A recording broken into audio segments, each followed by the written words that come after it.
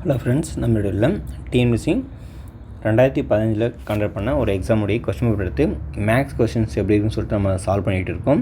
இது வந்து பார்த்தா நிறைய வீடியோஸ் நம்ம போட்டுட்ருக்கோம். கிட்டத்தட்ட ஒரு பார்ட் 11க்கான ஒரு வீடியோஸ் தான் இருக்குன்னு நினைக்கிறேன்.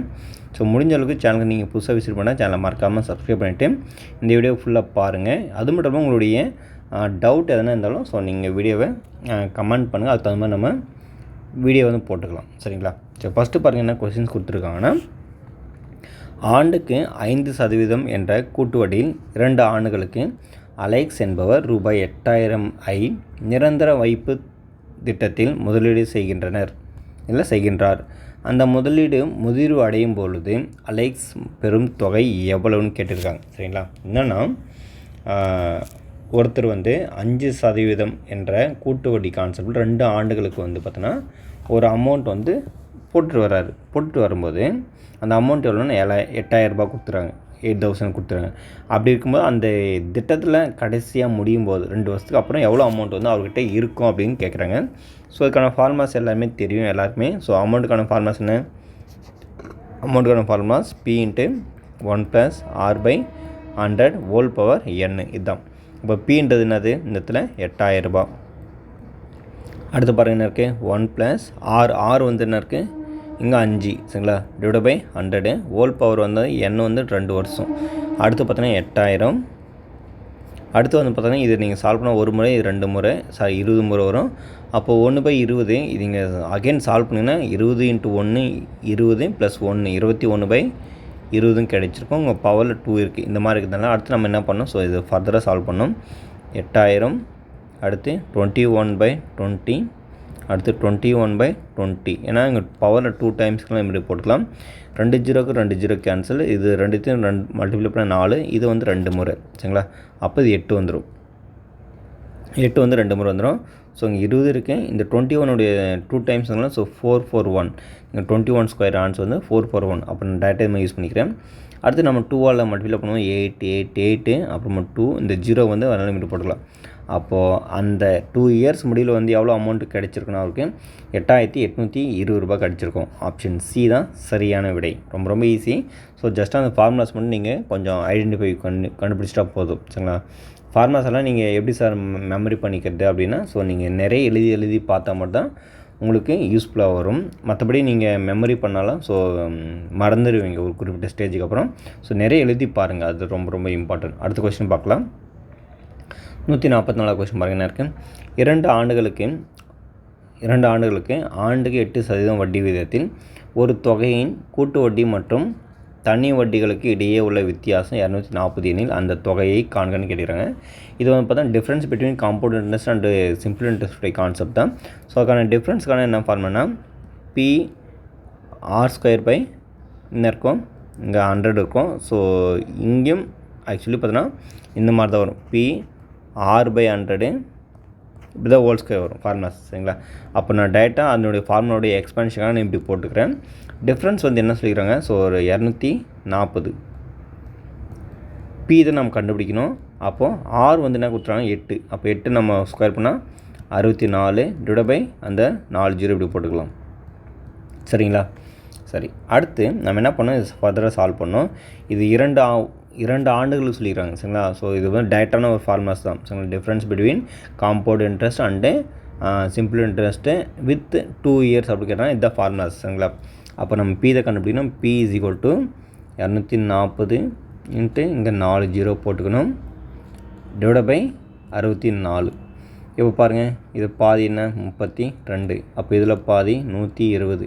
திரும்ப இதில் பாதி 16. இதில் பாதி 60. இதில் ஒரு பாதி 8. ஸோ இதில் பாதி 30. அடுத்த பாதி 4. அடுத்த பாதி 15. சரிங்களா? ஸோ இங்கே இருக்குது, இங்கே 4 இருக்கா? அடுத்து பார்த்தீங்கன்னா இதில் பாதி 2. இதில் அடிச்சுங்க, இதில் 5 வரும். ஸோ இங்கே ஃபுல்லாக 5000 இருக்குது இப்படி. சரிங்களா? இதில் பாதி 1. ஸோ இதில் வந்து நீங்கள் எடுத்துகிட்டு வந்தீங்கன்னா 2500 வருமா? 2500 வரும். அப்போது 2500 × 15 மல்டிப்ளை பண்ணால் உங்களுக்கு ஆன்சர் வந்துடும். 2500 × 15. ஸோ 25 × 15 பார்த்தீங்கன்னா ஸோ உங்களுக்கு 10 முறை 250 வந்துடும். அடுத்து 5 முறை பார்த்தோன்னா 125. ஸோ இது ஃபுல்லாக நீங்கள் ஆட் பண்ணால் 375. அப்புறம் 2 ஜீரோ ஆட் பண்ணிக்கோங்க. அப்போ பார்த்தா 37,500 ரூபா. அதுதான் கரெக்ட் ஆன்சர். ஸோ ஆப்ஷன் எங்கே இருக்குது பாருங்கள், ஆப்ஷன் சி தான் கரெக்டாக இருக்குது. 37,500 ரூபா அதுதான் இங்கே கொடுத்துருக்கேன். சரிங்களா? ஸோ சி தான் சரியான விடை.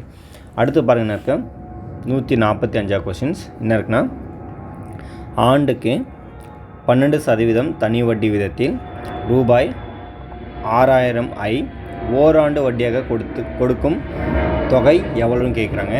ஸோ என்னென்னா தனி வட்டி விதத்தில் கேட்டுக்கிறாங்க. வட்டி மட்டும் பாருங்கள் 6,000 ரூபாய் கிடச்சிருக்குன்னா, ஸோ பிரின்சிபல் எவ்வளோன்னு கேட்குறாங்க. அப்போது சிம்பிள் இன்ட்ரெஸ்ட் ஃபார்முலா சொன்னது SI = P/100. ஸோ நம்ம P தான் கண்டுபிடிக்கிறோம். ஸோ ரிமைனிங்லாம் அடுத்த ஸ்டெப்பில் நம்ம இந்த பக்கம் ஸோ மாற்றி எழுதிட்டு வந்தால் SIயோடைய அமௌண்ட் வந்து என்ன கொடுத்துறாங்கன்னா, ஸோ 6,000 ரூபாய். சிம்பிள் இன்ட்ரெஸ்ட்டுடைய வட்டி 6,000.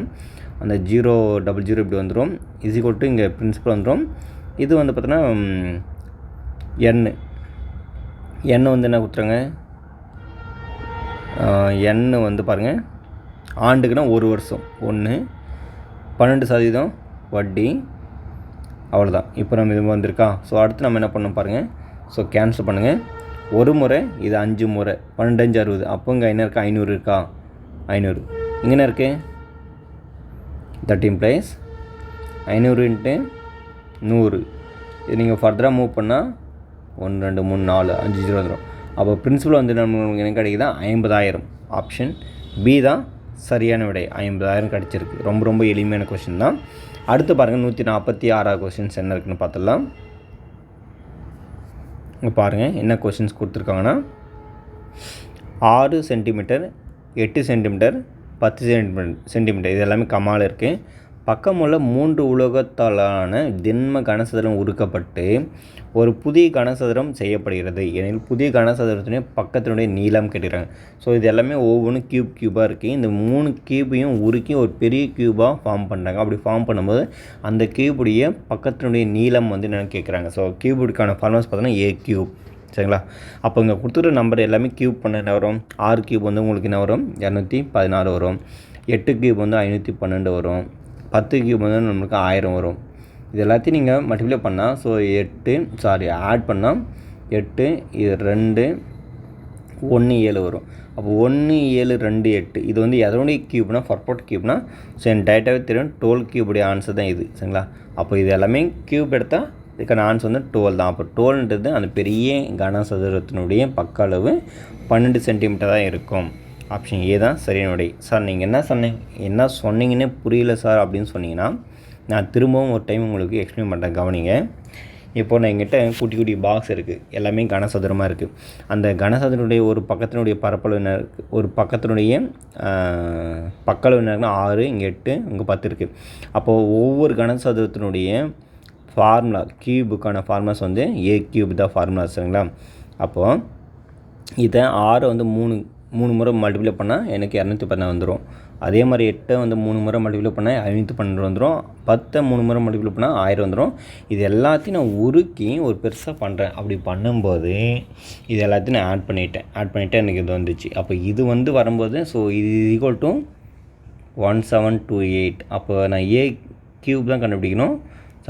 ஏவுடைய ஆன்சர் கண்டுபிடிக்கணும்னா க்யூபுக்கு மாற்றினாலும் 12 க்யூபாக எழுத முடியும். அப்போ A க்யூப். இந்த 3 கேன்சல் ஆச்சுன்னா அப்போ A = 12 வரும். ஸோ அதுதான் நீங்கள் எழுதியிருக்கேன். ரொம்ப எளிமையான கொஷின் தான். அடுத்து பாருங்கள் என்ன இருக்குன்னா, கேள்வி குறியிட்ட இடத்தில் வரும் எண்ணை காண்கன்னு கேட்டிருக்காங்க. கொஷின்ஸு 21 25 34 50 அப்புறம் கம்மா அப்புறம் 111 அப்புறம் 160 கொடுத்துருக்காங்க. ஸோ எடுத்தோடனே நம்ம என்ன பண்ணலாம்னு ஸோ டிஃப்ரென்ஸ் கண்டுபிடிச்சி பார்க்கலாம். என்ன வருது பாருங்கள். இதனுடைய டிஃப்ரென்ஸ் வந்து 4, இதனுடைய டிஃப்ரென்ஸ் வந்து 9. இதனுடைய டிஃப்ரென்ஸ் வந்து 16. அப்போ இங்கே ஏதோ ஒன்று வரும். இங்கே டிஃப்ரென்ஸ் பார்க்கும்போது உங்களுக்கு 49, 50 60, ஆமாம் 49. அப்போ இங்கே பார்த்தீங்கன்னா எனக்கு என்ன வரும் அப்படின்னு பார்த்தீங்கன்னா, இங்கே 16 இது. சரிங்களா? அப்போ என்ன இருக்குங்க, இங்கே 25 வந்துச்சுன்னா இங்கே டெஃபினட்டாக 75 இருந்திருக்கும். சரிங்களா? 75 இருந்திருக்கும். அப்போ இதனுடைய டிஃப்ரென்ஸ் பார்த்தோன்னா நம்மளுக்கு இங்கே என்ன வரும், 36 வந்திருக்கும். ஏன்னா எல்லாமே பாருங்கள் 2 ஸ்கொயர் 3 ஸ்கொயர் இங்கே 4 ஸ்கொயர் 5 ஸ்கொயர் 6 ஸ்கொயர் 7 ஸ்கொயர். அப்போ கண்டிப்பாக என்ன இருக்குங்க 25 சரிங்களா இருந்திருக்கும். அப்போ இங்கே என்ன இருக்கும் 75. அப்போ 75 - 50 நம்மளுக்கு என்ன கிடச்சிருக்கும் 25 கிடச்சிரும். அப்போ அந்த இடத்துல 75 தான் ஆன்சர். ஸோ ஆப்ஷன் சி தான் சரியான விடை. ரொம்ப ரொம்ப எளிமையான கொஷின் தான் சரிங்களா. சரிங்க ஃப்ரெண்ட்ஸ், இந்த வீடியோவில் கிட்டத்தட்ட 147 பேர் பார்த்துருக்கோம். இதுக்கு அடுத்து இருக்கிற கான்செப்ட் கொஸ்டின்ஸ் வந்து அடுத்த வீடியோவில் பார்க்கலாம்.